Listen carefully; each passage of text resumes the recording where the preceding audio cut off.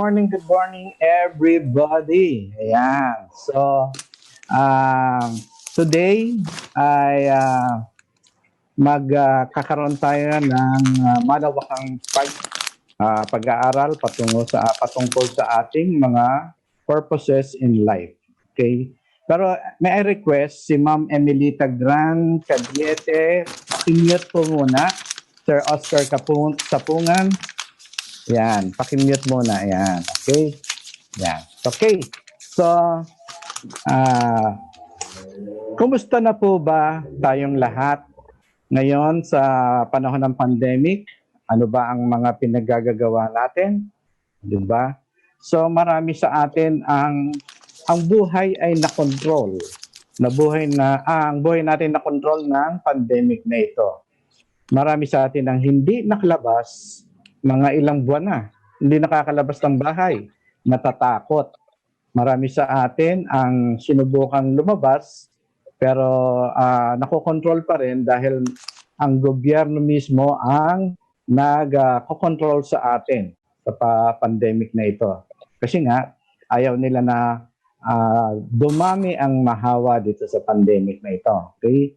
So, tayo naman sumusunod lamang at kailangan talaga natin sumunod kahit papaano dahil kailangan maiwasan natin ang sobra pang pagkalat ng COVID na ito.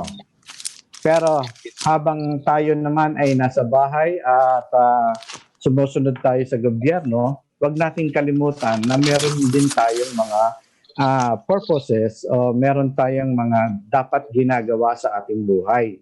Diba? At hindi lang sa ating buhay, kundi sa mga kakilala natin, sa kapwa natin. Sabi nga sa Bible, diba? Love your neighbor as you love yourself. Okay. Kailangan kung ano ang maganda na nagagawa mo sa sarili mo, i-share mo sa kapwa mo. Yan. So yan yung patungkol sa ating pag-uusapan ngayon. Okay? So nakikita niyo po ba ang ating unfold yourself and find your purpose. Okay. So bakit ko sinabing unfold yourself? Kasi hindi po naman sa ibig sabihin nito nakatiklop po yung mga katawan natin. Hindi po yun. Okay. So unfold yourself. Bakit nawala ang aking video? Wait lang Meron ba? Yan. Yung monitor ko sa sarili ko, baka mamaya nawawala na ako sa screen. Anyway, so unfold yourself. Ibig sabihin dito, kung ikaw ay nabubuhay na araw-araw, yun na lang at yun ang ginagawa mo. Paggising mo sa umaga, okay, kakain, tapos dahil hindi ka pwedeng lumabas, manonood ka na lang ng TV, or kung may iba ka pang ginagawa, nag-garden ka, tapos kakain ka ng tanghalian, tapos matutulog ka dahil naantok ka pagdating ng gabi, maghahaponan, pagkatapos matutulog na lang ulit. So paulit-ulit lang, nakapaloob ka sa isang box, yung tinatawag. Nakapaloob ka sa isang routine. So, pag sinabi natin unfold yourself and find your purpose, ang ibig sabihin nito, ilabas mo yung sarili mo diyan sa routine na yan. Kasi meron kang dapat ginagawa para sa sarili mo at para sa kapwa mo.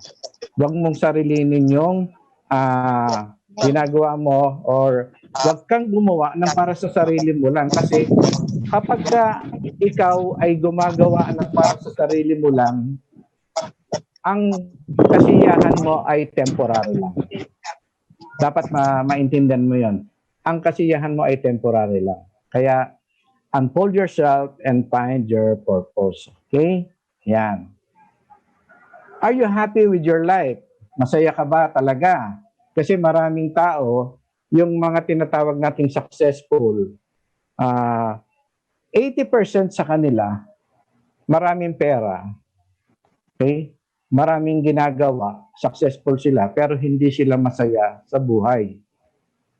Kasi hindi nila nagagawa yung tunay na purpose sa buhay nila. Yung 20% lamang sa mga successful ang masasabi natin na masaya sila sa buhay nila. Ito po ay ayon sa pag-aaral.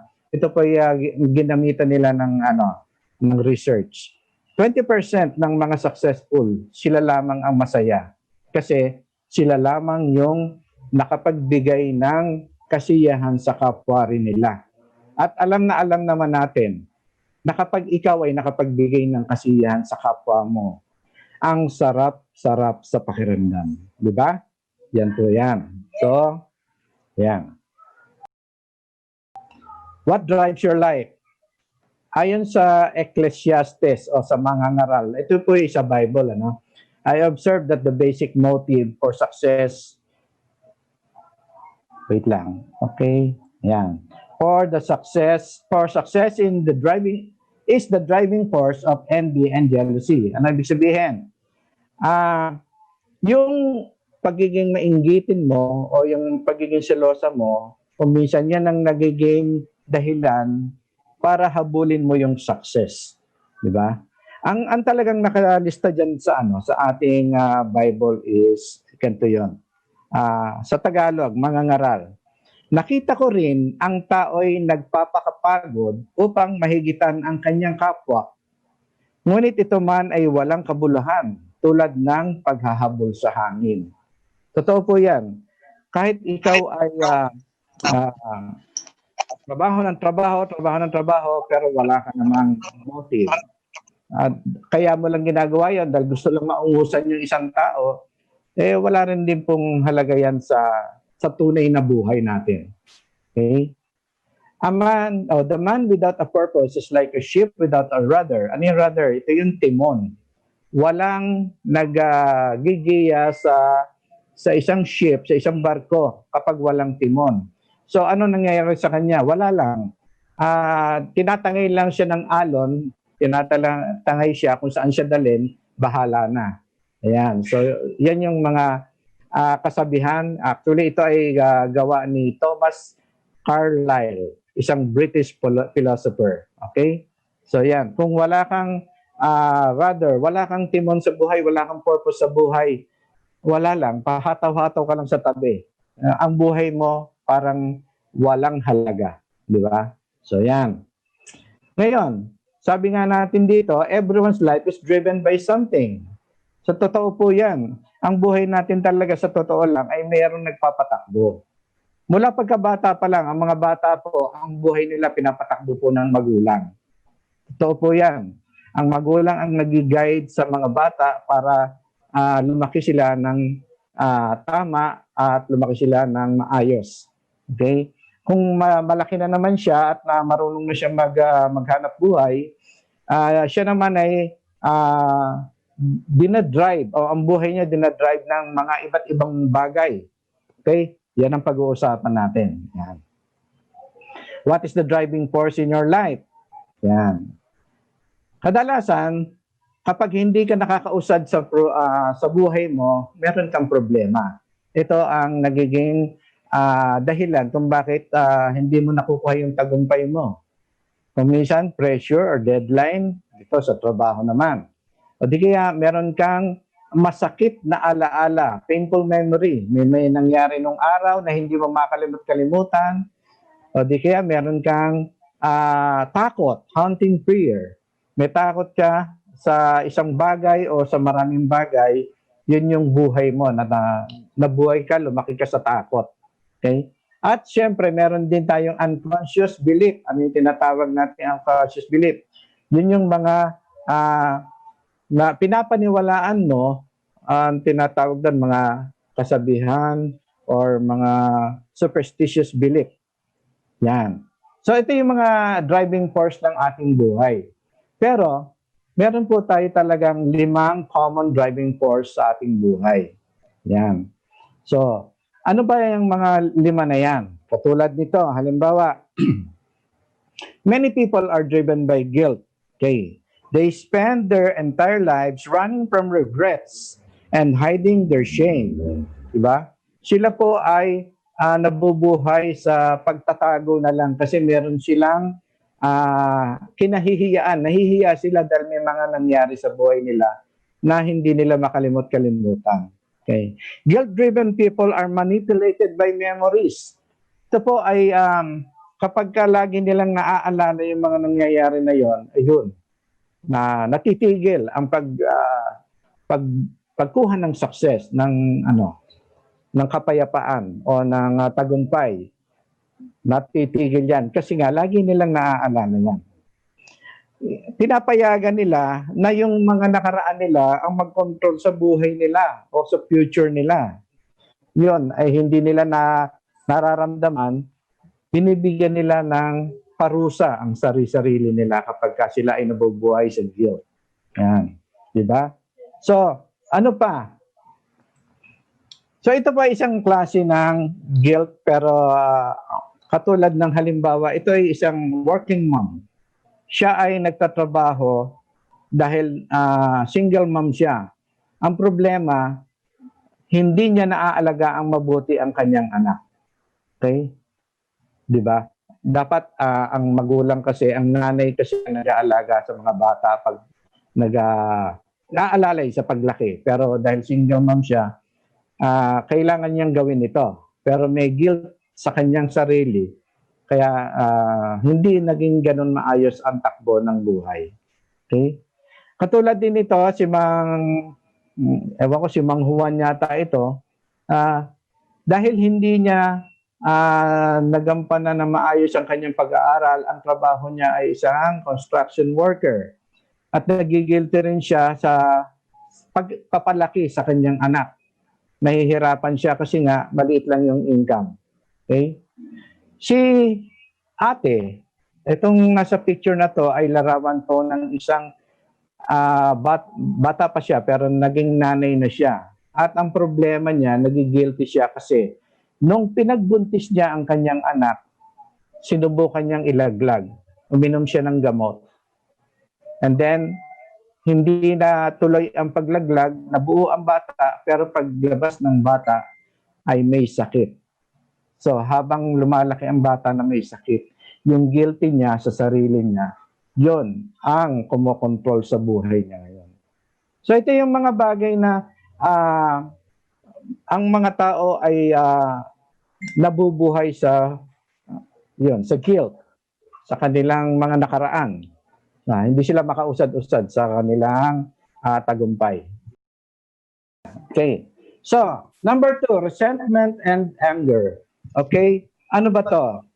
Yung mga taong they hold on to hurts and never get over them. Yan. Instead of releasing their pain through forgiveness, imbis na dapat pinoforgive niya yung mga nagkaroon ng problema o yung nakasakit sa kanya, yung galit pa rin ang namamahay sa kanyang puso. Diba? Dalawang klase yan. Yung isang galit mo, yung kinikimkim mo lang sa iyong sarili. Hindi mo inilalabas hanggang sa ma-stress ka na ma-stress, ikaw ang magkakasakit. Yung pangalawa naman, yung open ka dahil galit na galit ka, naibunalas mo sa kanya. At maaaring magdulot ito ng away. Okay? Maaaring magkaroon kayo ng physical contact sa pag-aaway. So, dalawang klase yan, pero parehong hindi maganda. So, yung resentment and anger, minsan ito yung control para sa success ng isang tao. Okay? Yan. Okay. Maraming tao ang buhay nila ay pinapatakbo ng takot. Yan, di ba? Their beliefs may be as a result of traumatic experience. Okay? May, meron akong kakilala na isang pamilya. Okay? Ang tatay niya ay pastor. Tapos ang anak niya, mga lalaki. Okay? Yung anak na lalaki, yung nagda-drive ng car, galing sila ng Baguio. And then, yung lalaking driver, parang medyo nagkaroon ng problema, na-aksidente sila. And then, yung tatay na isang pastor ay namatay sa aksidente na yan. Okay? So, yung kwento niya, matagal bago siya naka-move on. Matagal siya binuhay ng takot. Matagal siya bago nakapag-drive ulit. dahil na-guilty rin siya, and at the same time, traumatic yung experience niya. Na-trauma siya. Parang dati ayaw na nga niya mag-drive, pero buti na lang nung nakamove on na siya, nakalimutan na rin. And syempre, dahil mga pastor at pastora yung pamilya, so nadala siya syempre sa tama, sa prayer, and marami pang ibang mga magagandang bagay nang nangyari sa kanila. Okay? So yan. Kapag ikaw ay dinadrive ng takot, mahihirapan kang makarating sa iyong tagumpay. So, ayan. And syempre, number 4, materialism. Ito, na maganda yung mga example nito, katulad ng may mga tao na may pakita ulit ako sa inyo, may babasahin ako rito sa Ecclesiastes din. Mga ngaral, sa Bible din to. Mga ngaral, chapter 4, verse 8. Ang isang taong nag-iisa sa buhay, walang kaibigan ni kamag-anak, ngunit walang tigil sa pagtatrabaho. Wala siyang kasiyahan. Ni hindi niya tinatanong sa sarili kung kanino mauuwi ang kanyang pinagpaguran. Ito man ay walang kabuluhan. Isang miserableng pamumuhay.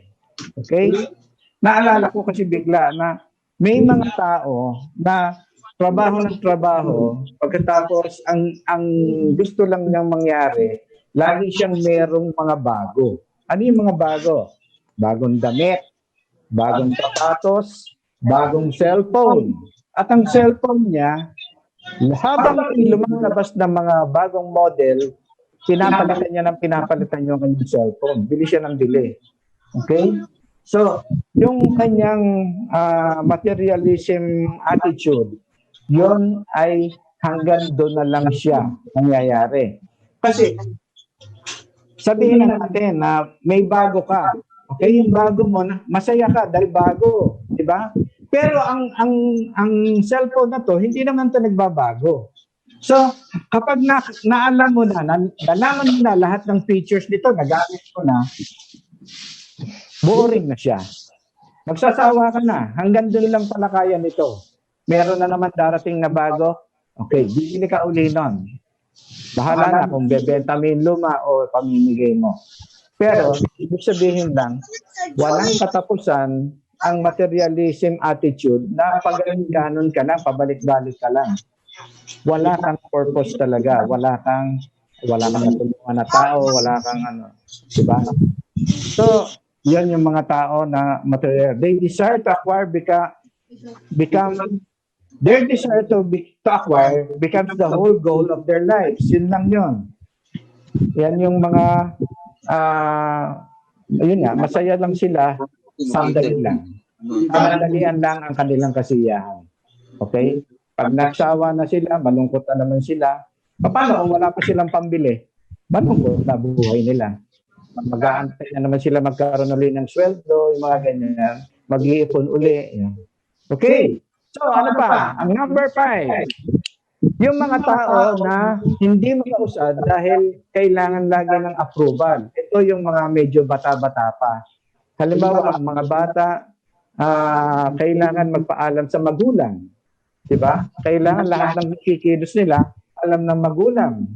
O di kaya, yung mga may asawa naman, hindi sila makadesisyon hanggat hindi nila sinasabi sa kanilang asawa. Kailangan yung approval ng asawa bago nila gawin yung gusto nila gawin. So, ito po ay nakakapagpabagal din ng pag-usad patungo sa tagumpay. So, yan yung mga driving forces ng buhay. Diba? So, yan. So, yan.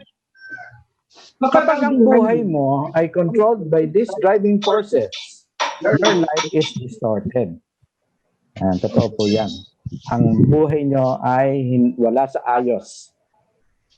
So, ngayon, unfold yourself and find your purpose. Paano?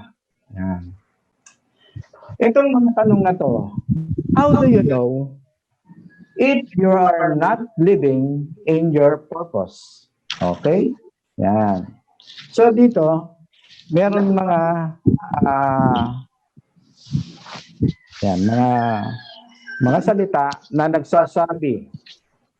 Halimbawa, katulad dito, when you wake up in the morning and you feel you're not in the mood to go to work. Diba? Pag-gising mo, tamad na tamad kang pumasok sa iyong trabaho. Okay?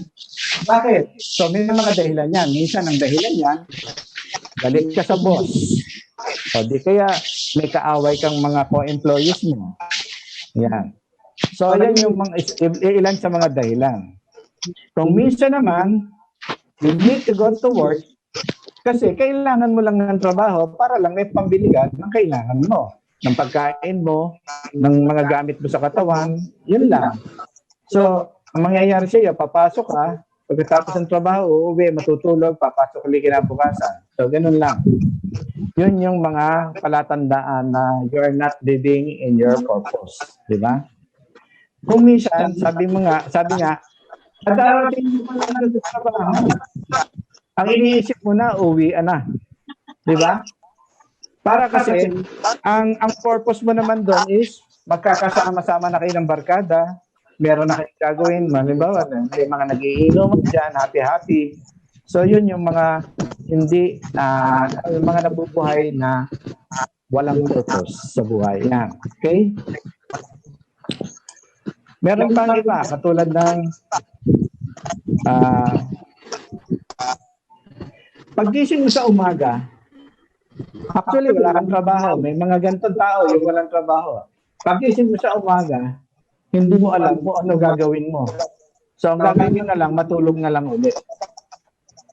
May mga ganyan eh. Maraming ganyan, actually. May mga tao naman, ito, maganda. May mga tao naman, akala nila may purpose na sila sa buhay. Kasi, nakikishare lang sila sa purpose ng iba. Bigyan ko kayo ng example. Sino sa inyo yung mga nakasama na sa outreach program ng OPI? Ako. Kami. May maingay, may kumukulo. Kumukulo na yung sinaing. Ayan. Okay. So, meron ba kayong napansin? May mga taong sumasama sa outreach program na maaga silang dumadating. Okay? Pagdating naman doon sa lugar, walang ginawa kundi mag-selfie, mag-picture-picture, selfie-selfie. Tama.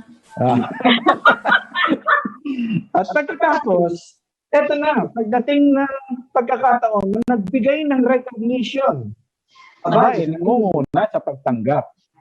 Di ba? Nasa gitna. Oo. So, meron mga ganyan. So, akala nyo, yung buhay nyo, meron kayong purpose. Nakatulong kayo, ang feeling nyo, no? Nakatulong kayo, pero sa totoo lang, yung palang pagpunta nyo ron, hindi kayo talaga nakatulong, nakaperwisyo pa kayo.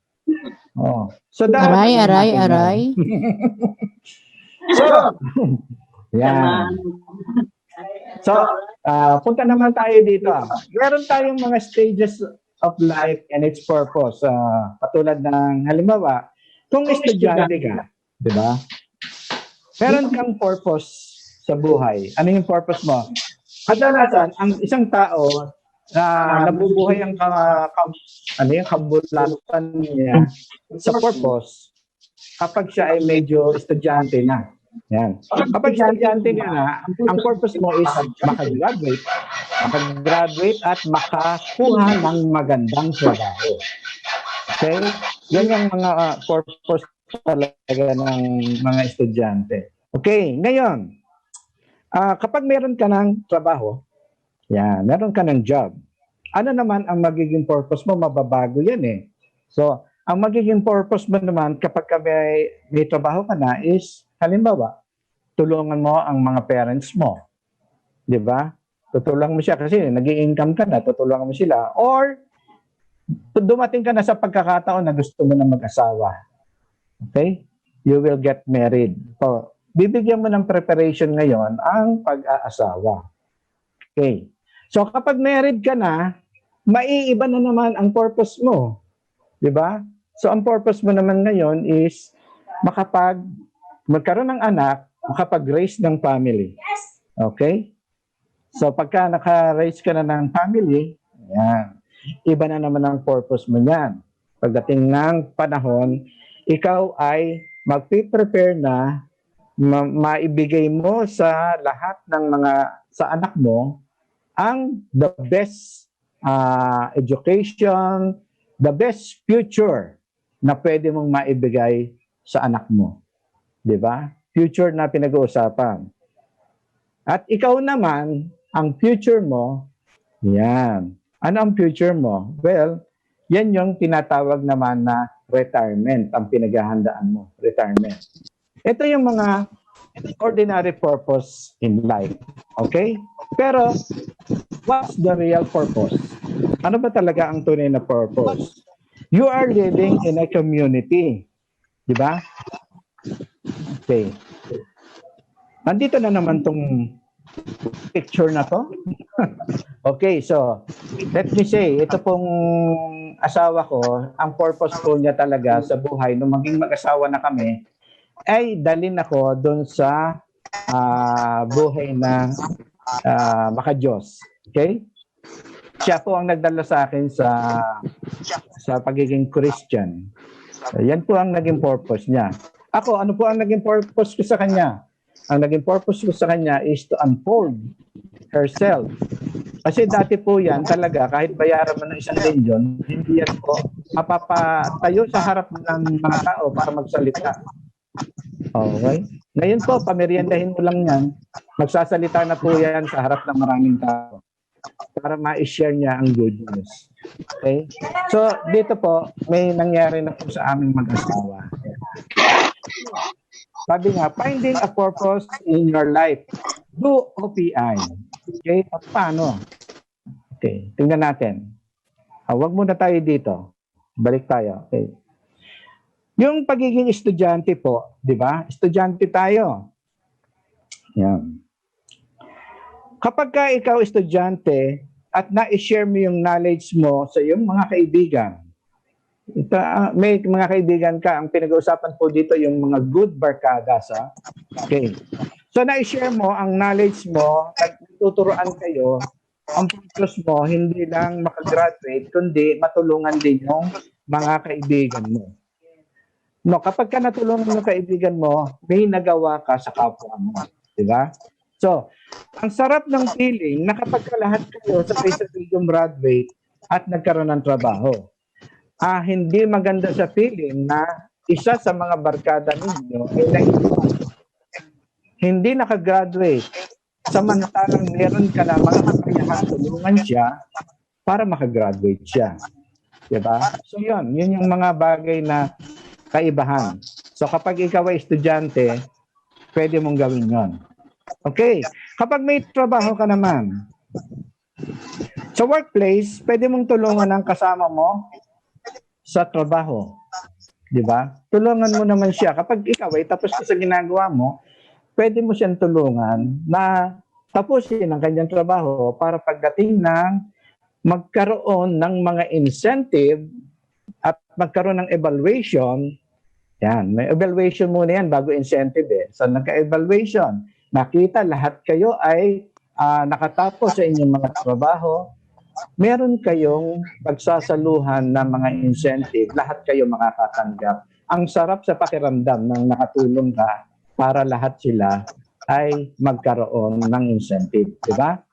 Pero hindi masarap sa pakiramdam yung merong kasamahan ka sa trabaho na hindi nakatanggap ng incentives, samantalang pwedeng-pwede mo sana siyang tulungan. Di ba? Yan, nakaka-guilty po yan. Kaya maganda po ang dalawang purpose ang nangyari sa iyo. Ikaw po ay nakatulong sa sarili mo at nakatulong ka rin sa kapwa mo. Yan. Ngayon, married life is a purpose-driven life. Totoo po yan, katulad ng kinakinwento ko sa aming mag-asawa. Purpose-driven life kasi you share everything you can to your spouse. Di ba? You will do a lot of adjustment. Kasi habang hindi pa kayo mag-asawa, hindi nyo pa talaga kilala ang isa't isa. Totoo po yan. Pag magkasama na po kayo sa isang bahay, doon nyo makikilala ang inyong asawa. Doon din niya makikilala kung sino ka. Kadalasan po, dyan po nagsisimula yung mga away-away. Bakit? Ay, ang asawa pa lang napili ko, tamad. Di ba? Yun, yung mga ganyan. Ang asawang napili ko ay burara. Yan. So, meron mga ganong klase. Tapos ang babae naman, ang sasabihin niya, ay nako, ang asawa kong napili, lasenggo pala. Hindi makatiis ng hindi umiinom, lagi ka sa barkada. So, hindi nyo yan nakita nung panahon ng magliligawan pa kayo. So, ngayon, dahil meron ka ng purpose in life, dun sa mag-asawa, meron kayo kanya-kanyang purpose. Meron kayo kanya-kanyang dapat gampanan sa bawat isa. Okay? So, yan. So, adjustment. Marami kayong adjustment na gagawin. At yun ang purpose nyo sa bawat mag-asawa. Okay? Tandaan nyo yan.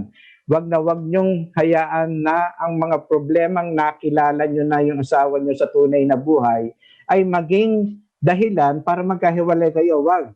Ito po ay purpose in life na dapat na kayo ay mag-adjust at kung matuturuan nyo siya nung dapat niyang gawin, turuan nyo. At kayo naman, kung may tinuturo sa inyo, pakinggan nyo yung mga sinasabi sa inyo. Ito po ang tinatawag nating purpose in life. Di ba? Ayan.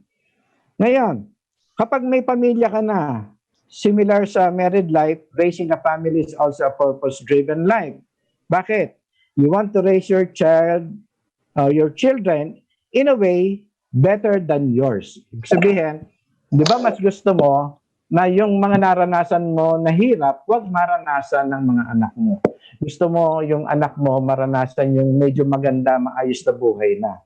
At syempre, kapag maayos ang buhay ninyo, magiging role model ang inyong pamilya sa community.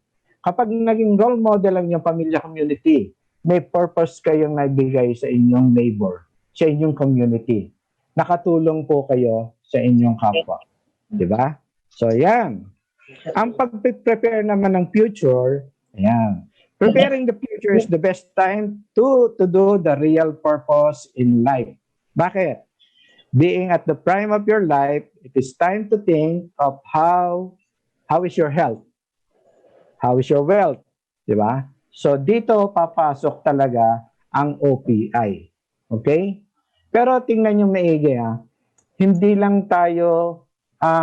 lang matatanda ang gumagawa ng OPI pati mga kabataan. Pero mas seryoso ginagawa ng mga medyo may edad na ang OPI.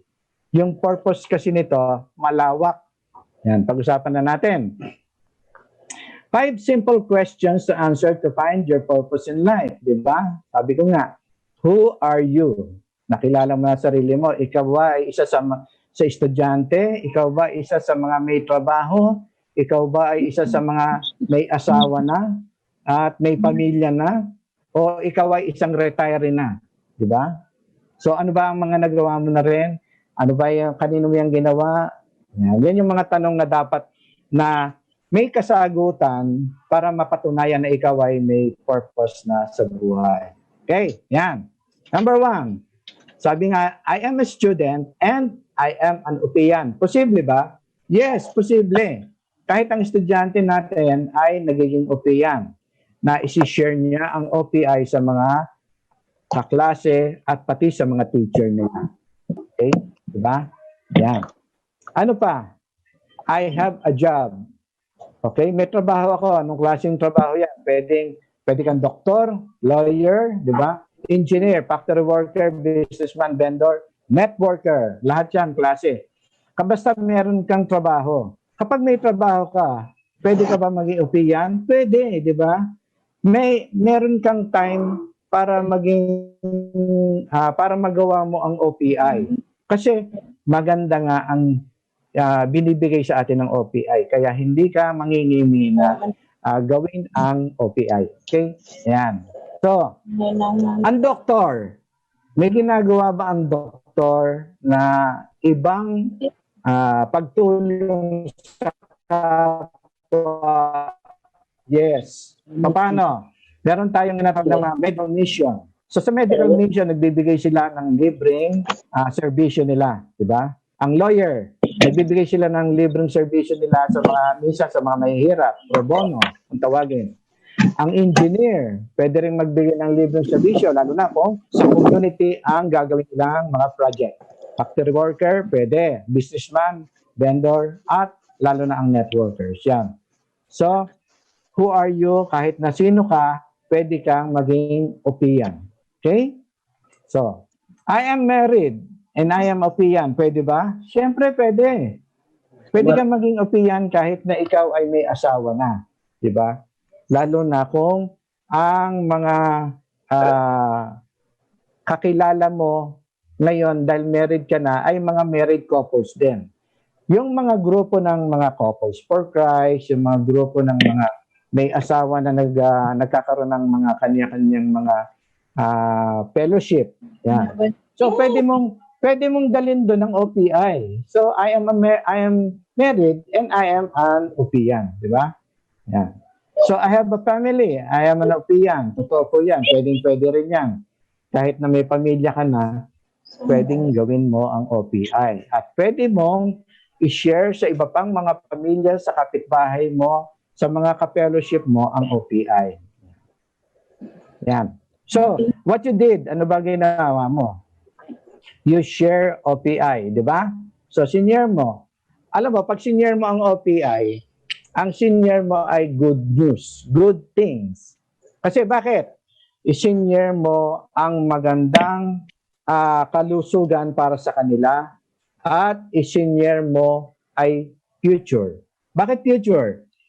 Alam naman natin, nung pinakinggan natin na ang ating compensation plan ay pinaghahanda ang ating future.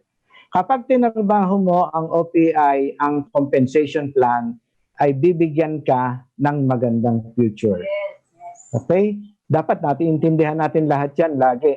Huwag natin kalimutan yan. Kaya kapag senior natin ng OPI, nag-share tayo ng kalusugan, nag-share tayo ng blessing sa kapwa natin. Yan. Okay. Kanino mo nga ba i-senior ang OPI, di ba? Unang-una, sa sarili mo, pinalakas mo yung sarili mo. Sa family mo, di ba? Hindi mo hinayaan na ang pamilya mo ay maiwan sa kalusugan.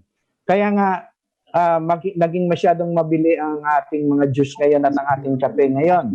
Sa panahon ng COVID, gusto natin ang ating mga unang-unang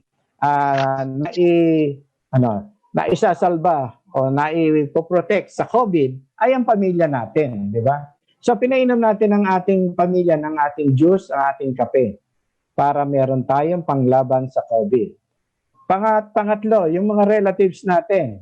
Okay, kailangan natin silang puntahan. O kung napuntahan na natin, kailangan natin ipaliwanag sa kanila. At kapag nagawa natin yan, naibigay natin sa kanila ang tinatawag nating purpose o natulungan natin sila sa pagkakaroon ng malusog na pangangatawan at pwedeng sa future nila naka-ready rin ang magandang benepisyo. Okay? Sa mga kaibigan natin, sa mga lalo na sa mga hindi natin kakilala. Sa strangers, yan. Marami sa atin ang nakapag-share na sa mga strangers. At ang laki ng pasasalamat ng mga strangers na to dahil nakilala nila ang OPI. At syempre, nakilala ng OPI dahil sa inyo. Kaya sila nagpapasalamat din sa inyo. Marami na po sa atin sa OPI ang hindi talaga magkakakilala noon. Okay? So, nadala ka sa OPI dahil sa isang hindi mo kakilala. Totoo yan. Maraming ganyan. At yan ay isang blessing para sa atin at para sa kanila. Kasi tayo, bilang isang Kristiyano o bilang isang mabuting mamamayan, kapag natin nadala ang isang tao sa maganda, tayo po ay nakagawa ng maganda para sa kanila, para sa atin. Okay? So yan. Ano ba ang mga kailangan ng mga tao na to na ating tinarget na kausapin o sa ating mga pinag-sharean? Anong mga kailangan nila? Siyempre, kailangan nila ng income para magkaroon sila ng pagkain, shelter, clothing, education, and good health. Siyempre, kailangan nila ng good health, lalo na ngayon. Ano pa? Ano naman yung mga dreams nila, yung mga goal nila sa buhay? Di ba? Ang goal nila, makaramihan sa atin, magkaroon ng sariling bahay, malaki, yung kasya tayo ang buong pamilya. Gusto natin ng sasakyan para hindi tayo nahihirapan mamasahe, kung saan man tayo pupunta. Siyempre, gusto rin natin meron tayong savings para sa future. At ito yung travel, alam niyo ba? Lahat tayo gusto natin mag-travel. Pero yung karamihan sa atin, walang kakayahan mag-travel. Kahit nga dito lang sa buong Pilipinas, hindi pa natin magawa mag-travel. Marami tayong magagandang lugar na pwedeng puntahan. Naalala ko na naman ang Siargao. Nami-miss ko na. Okay. So, yung travel, isa siya sa mga dreams natin na makaikot tayo sa buong Pilipinas, sa Asia o sa buong mundo. Okay? Ito yung mga dreams natin. Okay. Kailangan natin. Anong kailangan natin? Purpose. Ano yung purpose? I-share natin ng OPI. Dahil sharing OPI is sharing good things to people. And sharing OPI is preparing your future and their future. Hindi lang future mo ang piniprepare mo, kundi yung future nung nasharean mo ng OPI. Di ba? So, yan. So, kailangan natin malaman ano ba ang mga benepisyo. Ano ba ang mga benepisyo ng alam natin kung ano ang mga purpose natin sa buhay. The benefits of knowing your purpose in life. Okay, ito na. Number 1, knowing your purpose gives meaning to your life. We were made to have meanings. Tayo po ay dapat may kabuluhan sa ating mundo. Okay? This is why people are trying dubious method. May mga bagay-bagay na tayo ginagawa para malaman natin kung anong meaning ng buhay natin. Minsan lumalapit tayo sa mga manghuhula, sa mga astrologer para magpahula tayo kung ano ba yung in store sa atin sa future. Minsan ganun di ba? So, kapag ka alam mo may purpose ka, knowing your purpose gives meaning to your life, 'di ba? May kabuluhan ang buhay mo. Ayan. Ano pa? Number 2, knowing your purpose simplifies your life, 'di ba? Pinadadali niya ang buhay. Alam niya kung alin ang priority mo sa buhay at kung alin ang hindi. It defines what you do and what you don't do. Your purpose becomes the standard of use to evaluate which activities are essential and which are not. So, alam mo kung alin dapat ang unahin. Unahin natin to kasi mas mahalaga to kaysa dito. So, yon. Pinasisimple niya ang buhay kapag ka alam mo ang purpose mo sa buhay. Diba? Yan. So, number 3, knowing your purpose focuses your life. It concentrates your effort and energy on what's important. You become effective by being selective. Okay? Nakapokus ka ngayon dun sa pinakamahalagang bahagi ng buhay mo. Sa pinakamahalagang dapat mong gawin, yun ang pinupokusan mo. Kung nakapokus ka ngayon sa goal mo, yung goal mo na tina-target mo, magkaroon ng bahay, magkaroon ng kotse, nakapokus ka dyan kapag ka ikaw ay may purpose in life. So, dapat hindi ka ma-defocus ng kahit na sino. Marami po dito sa buhay natin ang nakakapag-defocus sa atin. Yung isang bagay lang, halimbawa, may dumating na isang tao na bigla kang inalok, bako, ang ganda-ganda nito, mag-join ka na dito. Diba? Dito, sandali lang, marami ka ng pera. Uy, nadidefocus ka na agad doon. Bakit? Kasi tumataginting yung isip mo, pera. Uy, mabilis ang pera dito. Yan. So yung ganon, naiinip ka doon sa matagal na proseso, which is ang matagal na proseso ang pinakamaganda. Okay? You are preparing for your future. Kaya dapat hindi mabilisan ito. Hindi dapat yung nakakita ka lang ng, sabi sa iyo, maganda dito, dito ka, sama ka dito sa amin. Yung mga ganon, medyo pag-isipan nyo mabuti. Kasi nga, kung mabilis ang pera, mabilis din mawawala. Wala po ako dyan. Pag mabilis yung na-earn ng pera, mabilis din mawawala. Yan. Okay? So, knowing your purpose focuses your life. Yan.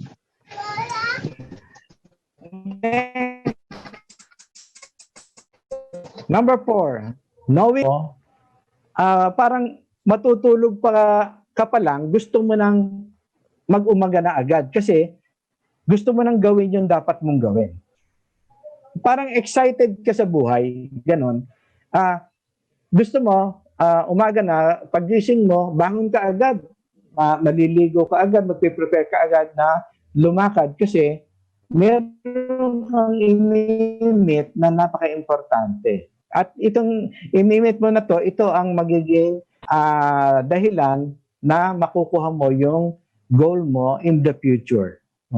Ito yun. Katulad ng, halimbawa, may kakausapin kang mga tao, ipapaliwanag mo ang OPI bukas. So ngayon pa lang, pinaghahandaan mo na to, excited ka. Marami kang kakausapin bukas at maipapaliwanag mo na sana ng maayos yung OPI sa kanila at kapag nag-join sila, ito ay kasama sa binary mo na magpapatatag ng future mo sa OPI. Diba? So yan. Kapag alam mo yung purpose mo, motivated ka. Lagi kang alert. Lagi kang nag-iisip na sana bukas na. Sana makausap ko na siya. Mga ganyan. Diba? So yun. So ngayon, if you do good to others, you are living a purpose-driven life. Diba? So nagawa mo na-share mo na ang OPI. Na katulad ng magbibigay ko halimbawa. Si Sir Elson Mago ay isang grade 5, I think, parang ganon. So hindi siya graduate ng elementary, grade 4. Okay. So ano ginawa niya? Senior niya ang good things ng OPI. Senior niya doon sa mga kasama niya doon. Okay? Ngayon, ano nangyari sa kanya? Marami siyang natulungan na tao doon sa Camarines, sa DAET, sa Camarines Norte. Napakarami niyang natulungan na tao doon. Marami ang nag-i-income doon ng maganda at higit sa lahat, tinutulungan niya ang kanyang mga downlines. Katulad ng, alam niyo ba na si Elson Mago ay namigay po ng motorsiklo? 6. Pagkakatanda ko, 6 na motorsiklo ang naipamigay ni Sir Elson Mago. Siya po ay isang OSB natin sa Camarines Norte. Good things to others. You do good things to others and you are living a purpose-driven life. Ano ang ibinalik kay Sir Elson Mago ng kanyang mga good things na nagawa sa kanyang mga kasama? Yun po, meron na siyang sariling bahay at lupa, meron kanyang sariling sasakyan. Bukod yung motor, meron po siyang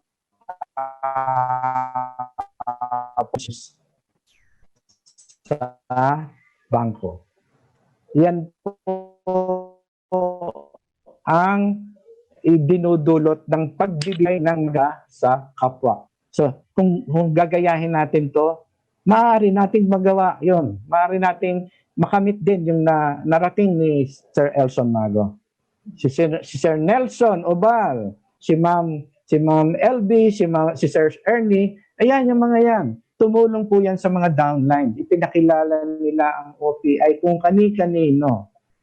At ano ang good things na bumalik sa kanila. Ayan, malaki po ang naging income nila sa OPI.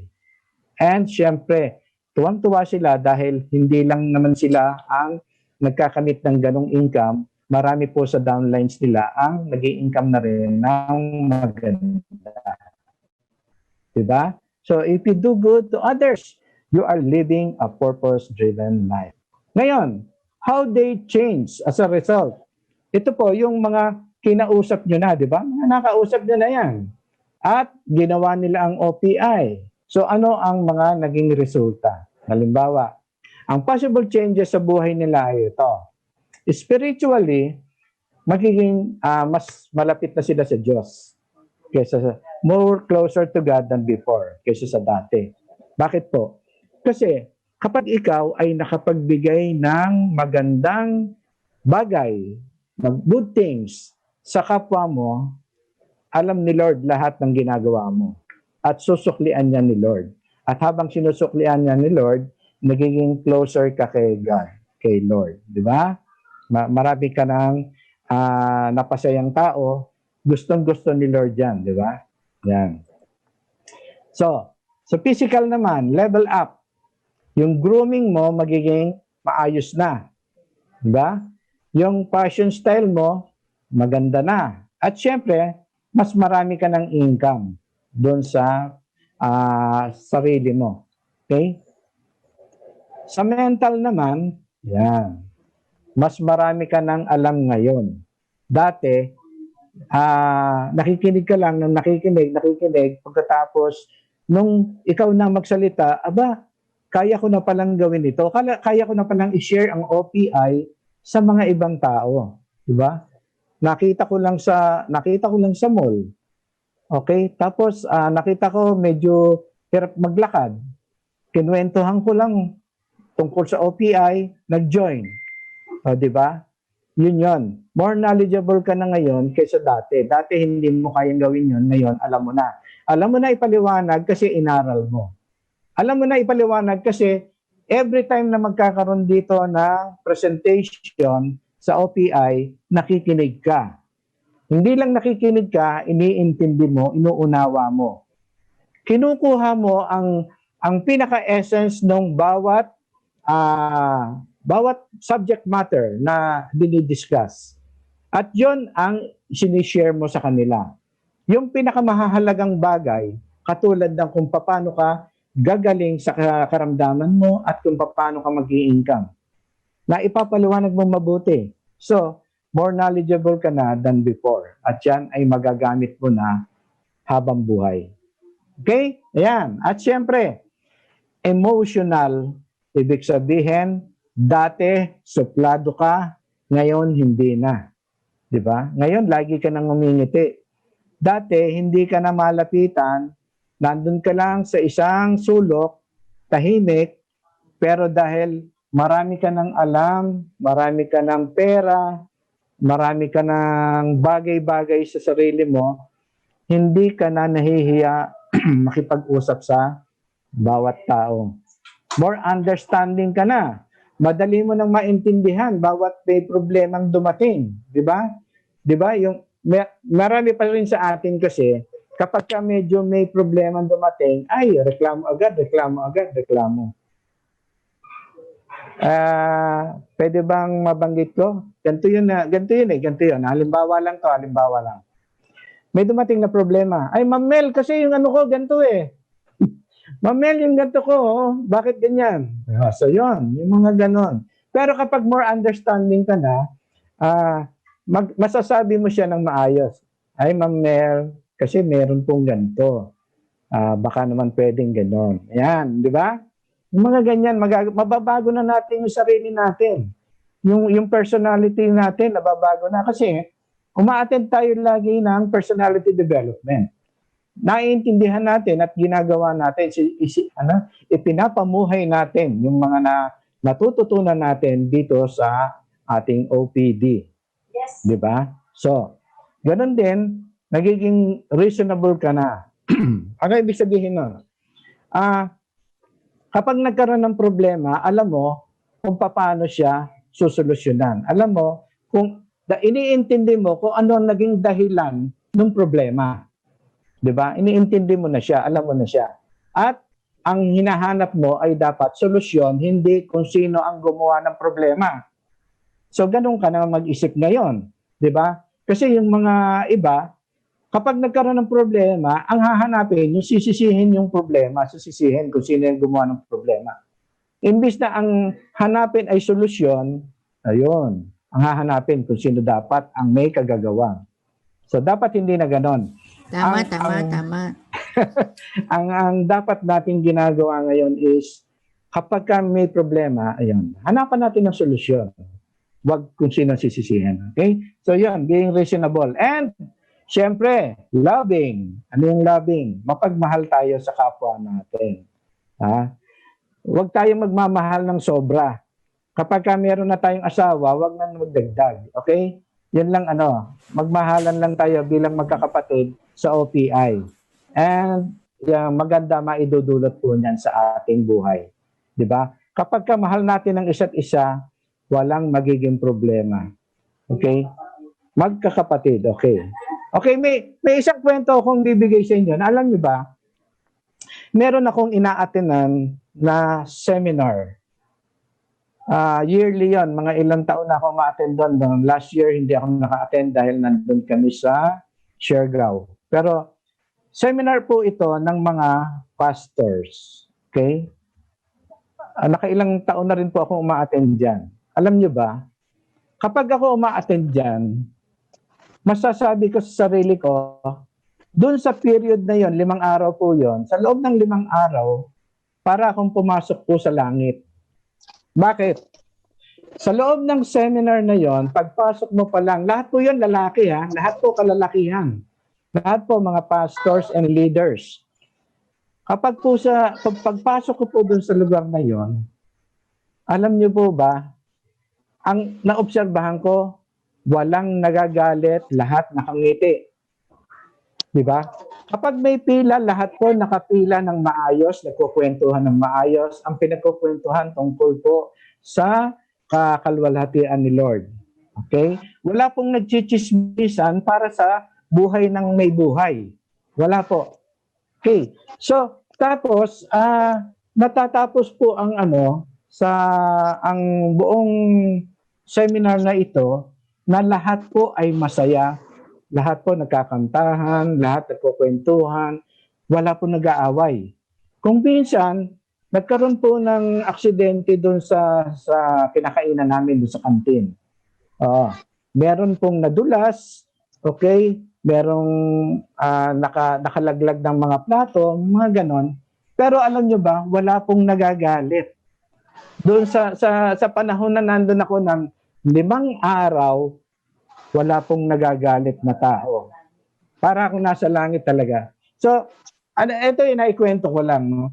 Na kapag tayo po, sa loob ng ating organisasyon, wala pong nagagalit, ay heaven po talaga ang pakiramdam.